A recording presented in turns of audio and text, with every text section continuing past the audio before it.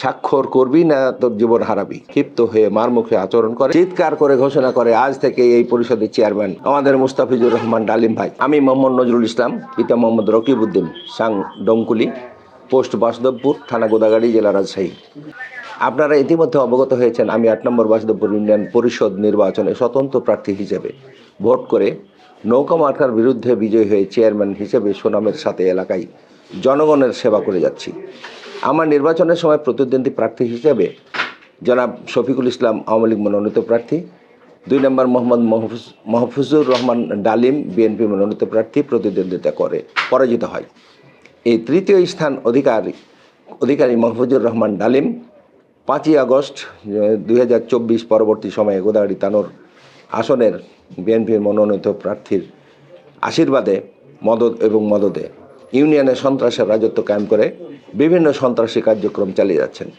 তার সন্ত্রাসী কার্যক্রমে বিষয়ে এলাকাবাসী অবগত আছে। আপনারা আরও অবগত আছেন 18/6/2025 ইংরেজি সময় অনুমানিক 12:30টার সময় আমার পরিষদের কার্যালয়ে কর্মরত অবস্থায় সন্ত্রাসীদের গডফাদার ও যুবনেতা মুস্তাফিজুর রহমান ডালিমের নির্দেশে তার সহোদর ভাই মমিন, পিতা আমির উদ্দিন এর নেতৃত্বে মফিজুল হক মফি, পিতা সোহরাব আলী, সাং বাসুদেবপুর, মোহাম্মদ তুহিন আলী, পিতা অজ্ঞাত বাসুদেবপুর, আল মামুন, পিতা জালালউদ্দিন, সাং বাসুদেবপুর, নওয়াব আলী, পিতা মৃত মুস্তফা হোসেন, কাশিমপুর, নাজমুল, পিতা নজরুল ইসলাম, পাহাড়পুর নওয়াজগ্রাম, জহির, পিতা আকবর আলী, অভয়া, হুমায়ুন কবির, পিতা বেলালউদ্দিন, আতিকুর রহমান টোটন, পিতা অজ্ঞাত। মোনালিসা হেভি ফ্লো 15 পিস প্যাকেটের সাথে 8 পিসের একটি প্যাকেট একদম ফ্রি। সাং কাশিমপুর, মোহন, পিতা শফিকুল ইসলাম, সুইচগেট, বাসুদেবপুর, সুইচগেট, দুলাল, পিতা তাইসুর রহমান, তাসু, সাং বাসুদেবপুর, সিফাত কবির, জাহাঙ্গীর কবির সহ সন্ত্রাসী বাহিনী নিয়ে সন্ত্রাসী কায়দায় এলজিডি রাস্তা পাকাকরণ কাজের অনিয়মকে ইস্যু করে আমার কার্যালয়ে জোরপূর্বক ঢুকে পড়ে এবং তাদের পূর্ব পরিকল্পিত ছকে আমাকে তাদের নিকট টাইপকৃত লেখা পদত্যাগপত্রে স্বাক্ষর করতে বলে।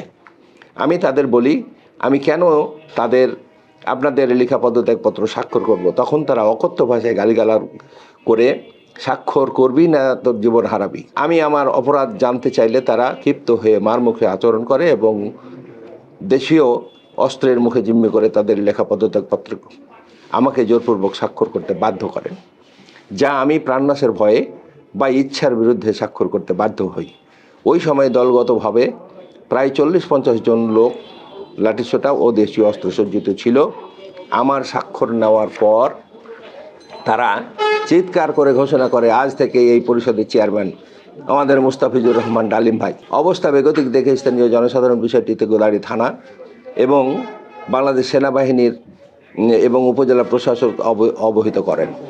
এই অবস্থায় সেনাবাহিনী এবং পুলিশ দ্রুত আমার কার্যালয়ে উপস্থিত হয়ে বেআইনি জনতাকে ছত্রভঙ্গ করে এবং আমাকে অবরুদ্ধ অবস্থায় তারা মুক্ত করে। কিন্তু সেনাবাহিনী ও পুলিশ আসার পূর্বেই তারা জোরপূর্বক পদত্যাগপত্রে স্বাক্ষর করে নেই এবং আমাকে আমার কার্যালয়ে তালাবদ্ধ করে রাখে। তাই আমি আপনাদের মাধ্যমে উপজেলা প্রশাসন সহ আমার স্থানীয় সরকার মন্ত্রণালয়ের সংশ্লিষ্ট ঊর্ধ্বতন দপ্তরের কর্মকর্তাদের দৃষ্টি আকর্ষণ করে বলতে চাই, বিষয়টি তদন্ত করে মম সৃষ্টিকারী অপরাধীদের নিকট থেকে জোরপূর্বক স্বাক্ষর নেওয়া পদত্যাগপত্রটি উদ্ধার করা হোক এবং তাদের দ্রুত বিচারের আওতায় এনে আইনানুগ ব্যবস্থা গ্রহণ করা হোক। এই বিষয়ে কালকে ইউনো সাহেবের কাছে এলাকাবাসী আসছিলেন, তারা একটা লিখিত কমপ্লেন দিয়েছেন। এখন আইনগত ব্যবস্থা যেটা উদ্বোধন কর্তৃপক্ষ বরাবর ইউনো সাহেব বলতে পারবেন আর কি বিষয়টা নিয়ে।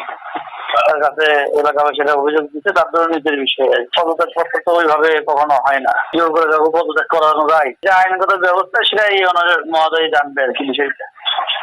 ঘটনাস্থলে আমার পরিস্থিতি ছিলেন আর কি।